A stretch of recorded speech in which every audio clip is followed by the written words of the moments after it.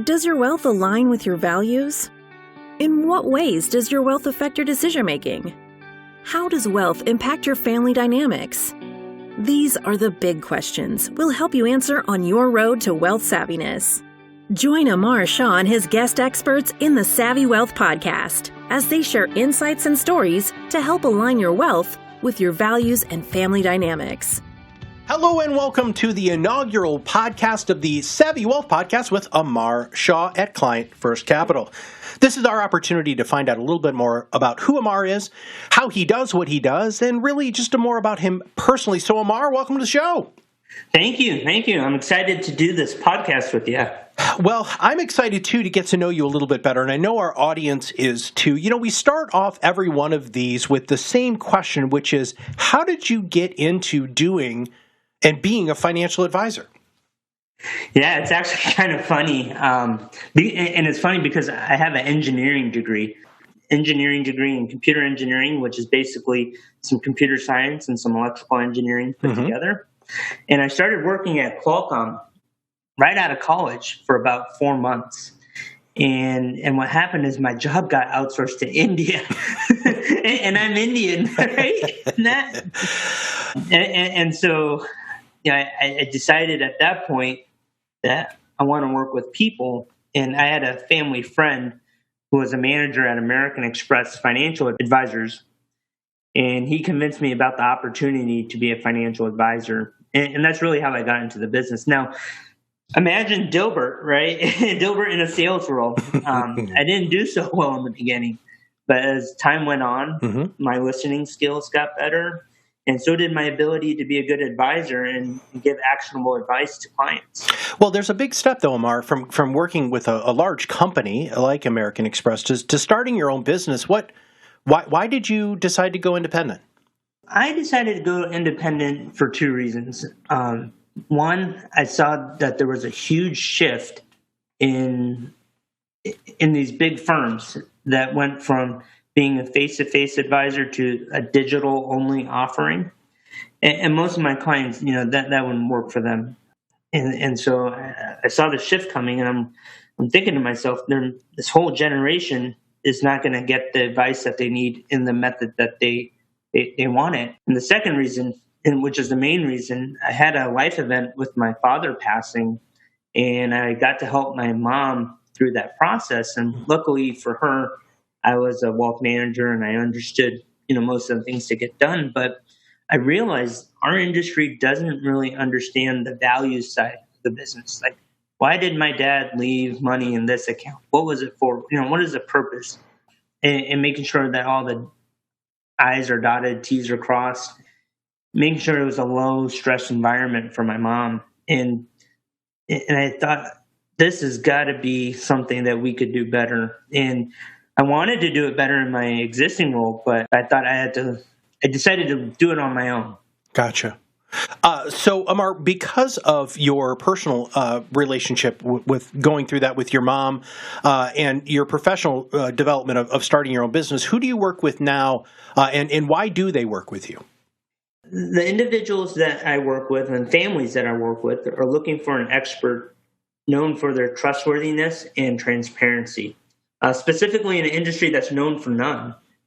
Typically, our clients are at the point in life where they're trying to give their wealth meaning, which in turn becomes a conversation about identifying their key values and aligning their wealth with those values, while looking at a way to simplify and have a comprehensive solution that ties in income tax planning, estate planning, and family dynamics.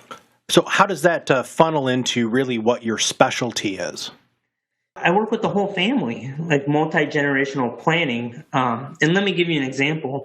I recently worked with a family that moved to San Diego, and they have all out-of-state stuff.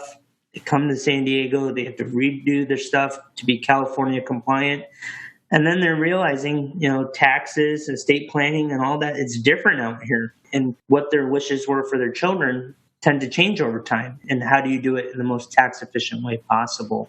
So not to say it's more of a nebulous conversation, but that's where we start with your values.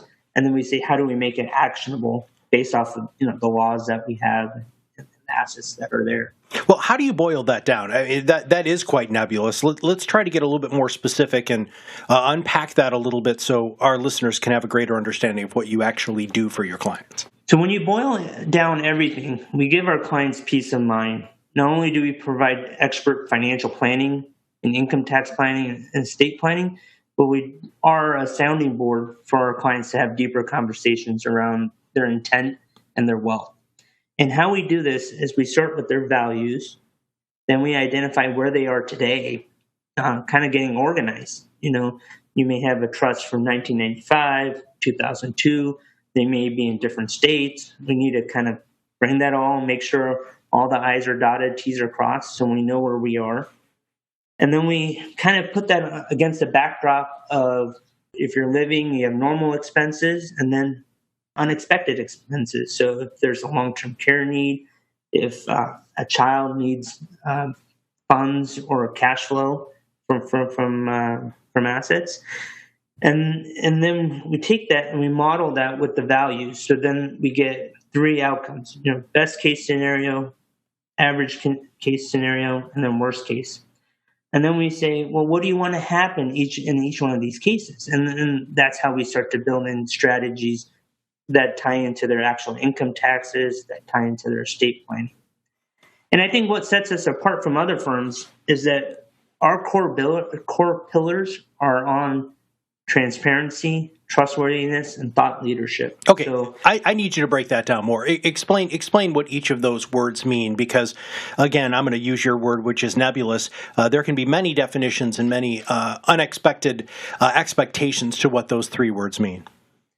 Yeah, so transparency is, there's nothing hidden. When we look at financial data, when we're talking to the client's CPAs, attorneys, when we're doing analysis, even to our fees. If you look at our website, our fees are on our website. Not many advisors have their fees that transparent. Typically, you would have to go into their ADV and look up Chapter 5, fee disclosure, and find it there. So that's what I mean by transparency. It's everything. There's no secrets. It's open book. And trustworthiness is really boiled down to two parts. So the first part, there are a lot of people that are trusted.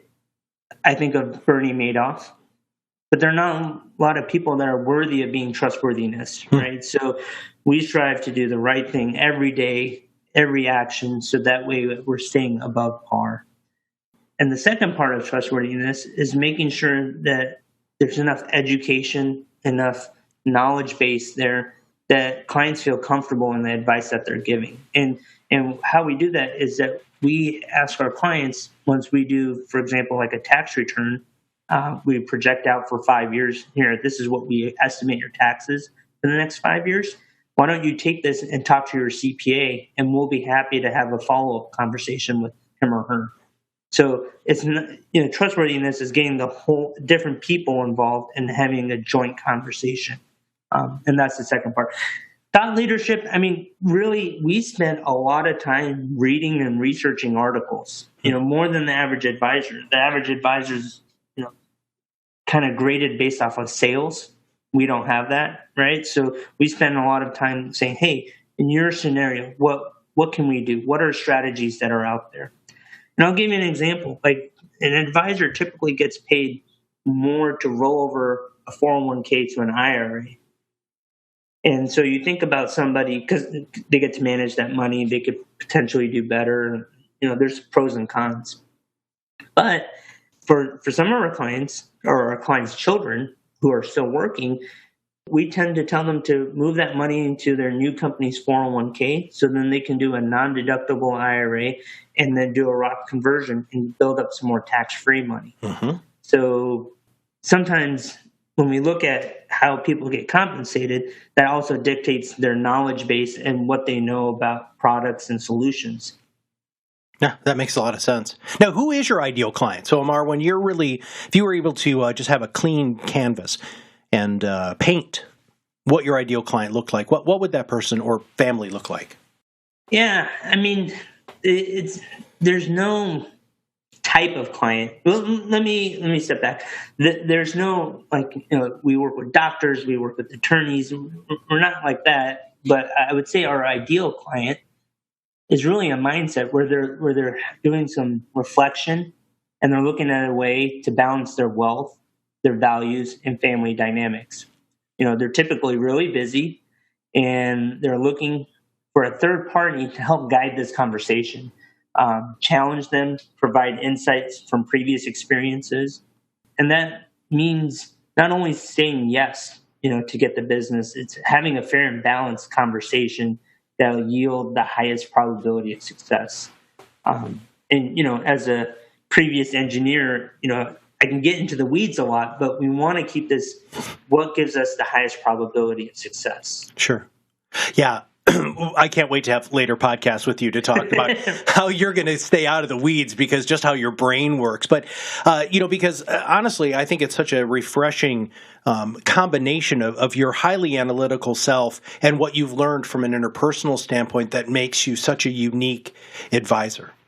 One of the things that we tell prospective clients is that clients that have wealth are marketed to all the time. Mm-hmm. Every advisor's got a new product, new solution. I mean, I used to work on Wall Street, so I know this because it's what I had to do.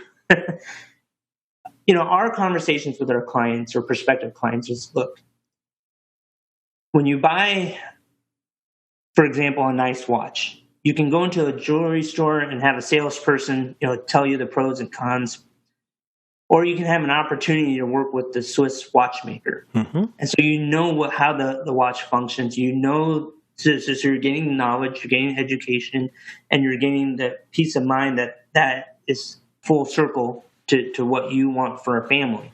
A lot of people with wealth know how to make decisions. That's how they got wealthy, mm-hmm. Partly. So they just want good advice to make those decisions. Gotcha.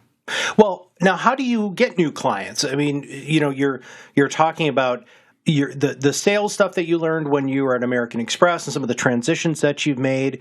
Do you do seminars? Do you do massive advertising? How are you bringing in new families into the practice? We have been really blessed to have introductions from existing clients to sustain 100% of our growth. We do no advertising, no revenue share with CPAs or attorneys, no dinner seminars, no mailers, nothing that our industry typically does. I think our quality of work has been the main driver for our growth in our business. And I mean that because there's few firms that really say, hey, let's get organized, let's make things simple, let's take advantage of the tax code, and let's take advantage of the estate planning overall with your family dynamics. And if you think about this, most advisors that work at big firms, their firm wants to keep them in their lane and not give tax advice, not give estate planning advice. And so there are very few firms that really do holistic advice. Absolutely. Well, you touched on this before. What sort of client education do you do? I mean, education is a huge component of how you continue to build trust with your clients, and also, your one of your three pillars, which is the thought leadership. What do you do to educate your clients? Because again, you could have a tendency to get into the weeds a little bit, man. And how do you stay above the weeds and make sure that people are still grasping what you're laying down? Yeah, you're right. It definitely can get into the weeds, and so I have to be cognizant of that. Yeah. I got to mentally make sure that we're not going down that road. But I would say every client is different. Wealth comes in different shapes, different sizes. Some people have concentrated portfolios. Some have large real estate holdings. Some are income beneficiaries of trusts that grandparents may have set up. And some people may have never had to manage this amount of wealth. And so our education component is really with working with the client. One of the things that we're piloting right now is that I want to make meeting with an advisor fun. So one of the things that we're trying to do is that we know we have an agenda for a meeting. and we know the topics that we want to cover. And when we do that meeting, most clients go, well, let me think about it. Let me research it. Or some clients say, whoa, this is way too overwhelming. I can't understand everything right now. Let's schedule a follow-up. Mm-hmm. So one of the things that we're trying to do is, one or two of those topics, I'm going to try to make a video and send the clients this video prior to the meeting. And so that we're actually having deep conversations about that content in the meeting. And the reason I decided to do this is that my 87-year-old client doesn't own a computer, but has an iPad and watches YouTube all day. And so I found a way that, hey, for our meetings, here's a way that I can get content to my end client and they can digest it at their rate. Mm-hmm. Sometimes people really don't like family planning, financial planning, and that's why I have a job. And so they can take the information from there. Sure. Well, it's interesting because you do have difficult conversations, but having your focus be that you still want your clients to have fun and enjoy the experience, I think that's another differentiator. And one of the other things that differentiates you is your team. So let's talk about your team just a little bit. Who's on your team and what do they do? Yeah, we have worked very hard to build a strong team here at Client First Capital that truly believes in our core values around transparency, trustworthiness, and thought leadership. I keep repeating that because we live this every day. Real quick, I'll just highlight 3 members that help service our clients. Jason leads our work around data accuracy. This is data and financial plans, tax planning, or any strategies that we're looking to implement for clients. But when we input this data, the data the planning that comes out is only as accurate as the data. So Jason, that's a huge piece of that. Kush is focused on getting things done. His main responsibility is making sure paperwork is done correctly, follow up with clients and CPAs or attorneys. Everything is done in a timely manner. And this is really important because in our business, it's about continuing with momentum. So if things don't move along, then things don't get done. If things don't get done, then our end client hasn't solved what they hired us for. And then we have another advisor, Lauren, who's based out of New York City, and his focus is really on the nonprofit world and making sure that clients' philanthropic desires create the impact that are in alignment with their wishes. My final question to you, actually, I have two other questions before we get into the kind of the speed round of finding a little bit more about who you are specifically. But what sort of education and designations do you have? Because there are so many different designations that are out there. What did you choose and why did you choose them? Yeah, so obviously I don't have a finance background. Yeah. Yeah, and when I was an engineer, my whole focus was on embedded systems, so it's a little bit different than. Yeah, I don't even know what that means, but we'll attack that at another podcast. How's that? Yeah, so I'm a certified financial planner, the CFP designation, and I'm also a chartered financial analyst. And those 2 designations are probably the benchmark for our industry. So most good advisors have their CFP. And very few advisors have their CFA as well. And, I enjoy this stuff. And in fact, it's hard because when you're working, you have to study at night to get these designations. And having a family, it's very difficult. And so one thing that I'm personally proud of is that I was able to pass the CFA exam, all 3 levels consecutively. And I was able to do it in 2.5 years, which is really good in our industry. Sure. Well, I think people should Google that and just see, what level of difficulty the CFP and the CFA have. They're really, really labor intensive and very mind intensive certifications, and that's really impressive. There aren't a lot of CFAs. I mean, I don't really personally know too many at all. Now, you don't have a business degree. You've got some sort of weird engineering degree that we'll talk more about later in life, but. How did you create a business philosophy? I mean, you're a business person now. You're an independent business person. You're on your own. What is your business philosophy and where did it come from? something my dad used to say all the time growing up. My dad would always say, be good, do good. And I looked up to my dad. My dad, in my opinion, was a true genius because he had the right brain and left brain. And what I mean by that, he had a PhD in math and was a rocket scientist. And he also had the left brain I think it's the left brain that's artistic and used to make stage props and for a local theater. So my business philosophy is be good, do good. Okay, you can't just drop that there and not think I'm going to ask you a follow-up question. Can you elaborate on that some more, please? So I know there are a lot of smart people out there that have done really well in their work. And they may have done some stuff around planning, but there may be some holes or there may be some unintended consequences that they need to think through. And we are here to have that conversation. And by having that conversation, we're doing good stuff, and we're going to be able to either verify that their outcomes are what they're intended, or we're going to find holes and say, like, hey, you need to address this. And that's where we live, as we live at the intersection of wealth, values, and family dynamics. Okay. Well, thank you very much for giving our audience an opportunity to find out a little bit more about you professionally. Now it is the rapid fire questions to find out more about you personally. Now, Amar, you know that people like to do business with people they like and have things in common with. And in over time trust, this is our opportunity to speed that process up a little bit by having them get to know you in this format. So the first thing is, what do you do for fun when you're not working? So work, family, and time-starved triathlete. so obviously I work a lot of hours. I have a 2 and 4 year old, so I'm busy. And so you have no time. Yeah, and we live right next to the zoo, so we spend a lot of time there. And when I have my time, I'm really doing swim, bike, or run. And for me, it's more meditative. I don't run with music on.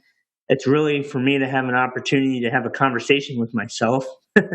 And, some of these runs and bike rides I go on after the first hour, you start to think about some random stuff that to give a whole different level of depth to meaning of certain things. So, so with my free time, pretty much exercise. Well, is there anybody on your team? Do any of the team members do any of the same sort of similar stuff that you do? Yeah, that's a great question. So our team is unique in that sense that we're all passionate about wealth management, but we're also passionate about stuff outside of work. Jason actually is, I think, a brown belt or black belt in jiu-jitsu. And this is why this is important, I think, for people to understand, is that the wealth management space, there's a lot of emotions that drive decision making. And we're here trying to balance that range of emotions all day. We believe for us to be 100% present, we need to have something else that we're equally passionate about. And this is so when we sit down with clients, this enables us to be in a good state of mind when we're giving advice. One example of this is I remember in the '08 crash, I was an advisor and I was on a team, and this team had about 700 clients. And can you just imagine talking about market volatility, basically 10 hours a day for a month and a half, 2 months? At certain points, you give into that fatigue. And so at Client First Capital, each advisor has less than 100 clients. And we're also passionate about something outside of work so that we can be 100% present for our clients. That's awesome. I absolutely love that. It is great to have a break and to have a hard reset on your brain. It does really allow you to look at things in a different way, especially when you're on the second and third hour of any of the aspects of the triathlon that you work on. Now, you talked about some people that you look up to earlier when we talked about your business philosophy. Who are your heroes and why? Yeah, so I was very fortunate that I had a very close relationship with my mom and dad. I'm an only child, so I spent a lot of time with both my mom and dad. And my dad taught me about mental fortitude. He had a very difficult medical life, if you will. 3 kidney transplants, heart attack, pneumonia. Yeah, so we basically knew a lot of people in the medical field all my life. But he was never down. He was always positive, and he was helped out, achieved all his goals. And then, my mom taught me about compassion. So my mom, we volunteered a lot as a family. We were out in the community quite a bit. And so my heroes would definitely be my mom and my dad. Nice. Another more emotionally charged question. If you had all of the money in the world that you ever needed, what would you do with your time? Well, I think I would continue to work, but maybe I would have more staff so it could free up my time to think about how to solve problems. Yeah. I mean, at the heart of it, I'm a tinkerer. Like, I like to solve problems. I have a Rubik's Cube here on my desk. It's one of those things that I look at problems and I get excited by, like, how do we solve this? Like, what are there going to be impacts, big or small? And part of the reason I like the wealth management space is that as an engineer, you can say, all right, here are the inputs, here are the outputs that we want, and we can figure out how do we get there. Gotcha. In the wealth management space, well, we know the inputs because that's where you are today, and we know what you want based off of your values, but how we get there is dependent upon the client. And so my goal in this problem-solving process is to really figure out, hey, what are the right solutions for the clients? What will clients actually take action on? Because I could have the best thing to get you from point A to point B, but if you're not going to take action on it, there's no point in digging down that route. So if I had all the money in the world, probably try to solve more problems. I mean, I was the kid with the screwdriver where I would take apart toys and never put them back together. So I think that sums it up. Yeah, you and me both, brother, on that one. Used to drive my mom crazy. All right, what's the one thing that you recommend most to clients, family, or friends? Now, the reason why I ask this is because, everybody has those go-to things, whether it's, advice, whether it's a product, whether it's a TED Talk, a book. What is that one thing or those things that you always find yourself talking about? Yeah, so with my family and friends, it's just typically how cool this Instapot thing is. But I think for clients, the dialogue about wealth, because wealth has been so viewed with hierarchy. Mom and dad had this wealth, then we got inheritance, and then pass it down to our kids and so forth. That type of conversation doesn't help, and it can also increase conflicts.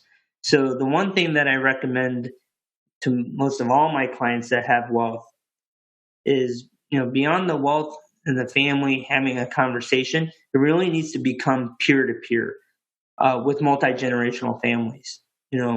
Families that have wealth beyond what they need, what they can spend, need to have a conversation or open dialogue with what that actually means.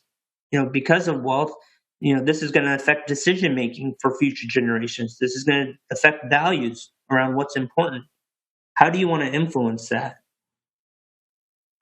Now, this is my favorite question. I mean, I like the other questions about, the touchy-feely, warm and fuzzy ones like the ones I just asked you, but I also really like to find out something that very few people know about you. So the question is, what is one thing that most people don't know about you, but that it's safe and child-friendly for you to share on a podcast? Well, most people know that I was a firefighter through high school and a little bit of college. But what most people don't know is that I was applying to be a full-time firefighter, and I didn't get the job. And essentially, the fire chief flat out told me that, look, I was too young, too smart not to get an undergrad degree. And he said that, being a firefighter, there's always jobs available. Why don't you get your education and come back? And at the time, I was really pissed off, because I really wanted to be a firefighter. I mean, going back to my dad, we used to call 911 quite a bit. So all I saw growing up was firefighters coming in to help us, ambulance. And I had my EMT was taking firefighting classes at night as well.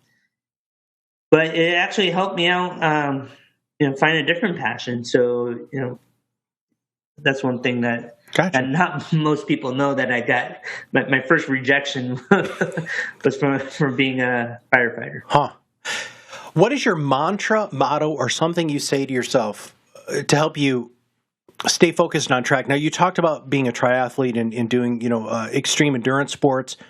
How do you use that experience in that mental fortitude? What do you say to yourself when you're off track and you need to recenter yourself?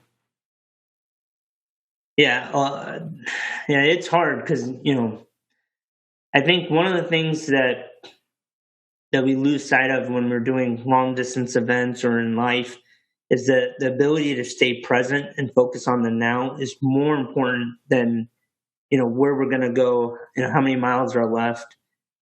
It's take the next step. Just take the next step. And so one thing I say, I don't know if it's a motto or anything, but I've been telling my daughters this as well, is that the world is turning, right?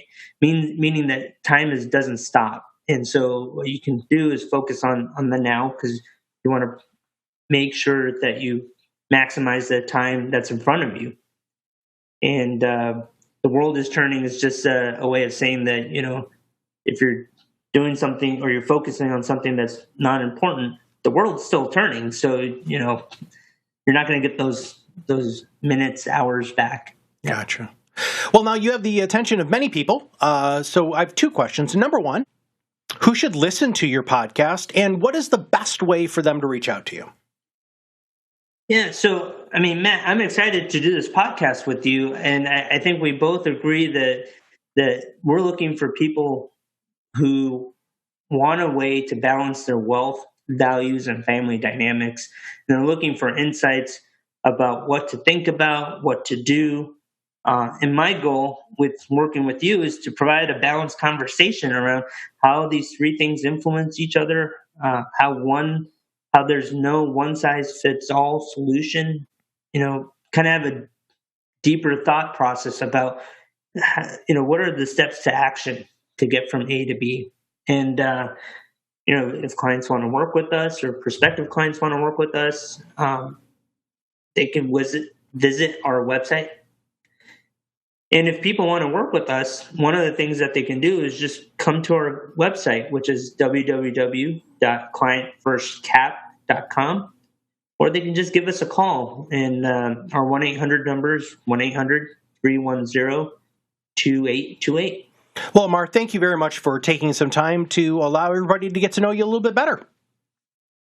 Thank you. And I'm excited to do this podcast journey with you, Matt. And I think we'll definitely get, people thinking. Yeah, amen to that, brother. Well, this was the Savvy Wealth Podcast with Amar Shah at Client First Capital. Make sure you subscribe to the podcast. That way, every time Amar comes out with a new podcast, it'll show up directly on your listening device. And if you know somebody who truly wants to look at something, which is their wealth and how their family deals with wealth a little bit differently, all you have to do is click that share button below, and you can share this very easily with your friends and family. So this is Matt Halloran for everybody at Client First Capital. We'll see you on the other side of the mic very soon. Thank you for listening to the Savvy Wealth Podcast. Click the subscribe button below to be notified when new episodes become available. The opinions expressed in this program are for general informational purposes only and are not intended to provide specific advice or recommendations for any individual or on any specific security. It is only intended to provide education about the financial industry. To determine which investments may be appropriate for you, consult your financial advisor prior to investing. Any past performance discussed during this program is no guarantee of future results. Any indices referenced for comparison are unmanaged and cannot be invested into directly. As always, please remember investing involves risk and possible loss of principal capital. Please seek advice from a licensed professional. Client First Capital, LLC is a registered investment advisor. Advisory services are only offered to clients or prospective clients where Client First Capital, LLC and its representatives are properly licensed or exempt from licensure. No advice may be rendered by Client First Capital, LLC unless a client service agreement is in place.